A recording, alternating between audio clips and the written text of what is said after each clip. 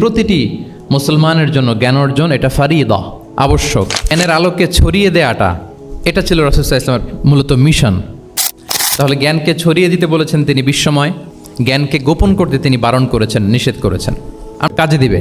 তখন তিনি বললেন যে মুআজ, তুমি কি জানো হাল তাদরি মা হাক্কুল্লাহি আলাল ইবাদ, বান্দার উপর আল্লাহর হক কি জানো?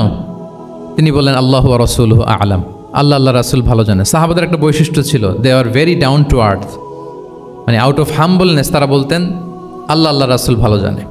তো তিনি বললেন যে আল্লাহর বান্দার উপর আল্লাহর অধিকার হচ্ছে যে বান্দা কখনো আল্লাহর সাথে শিরক করবে না, এক আল্লাহর ইবাদত করবে। কিছুক্ষণ পর আবার ইয়া মুআয ইবনে জাবাল, দেখেন কি স্টাইল, মানে রাজকীয় একটা স্টাইল। ইয়া মুআয ইবনে জাবাল, আবার তিনি লাব্বাইক ইয়া রাসূলুল্লাহ সাআদাইক, হে আল্লাহর রাসূল আমি তো হাজির, তুমি কি জানো যে আল্লাহর প্রতি বান্দার হক কি? আবার বললেন যে আল্লাহ আল্লাহ রাসূলই ভালো জানেন।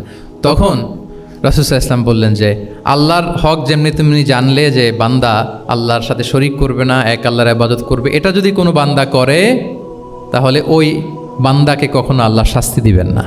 এটা হচ্ছে বান্দার হক, আল্লাহর কাছ থেকে সে এটা পাবে যে আন লা ইউআযিবাহুম, আল্লাহ তাআলা তাকে কখনো শাস্তি দিবেন না।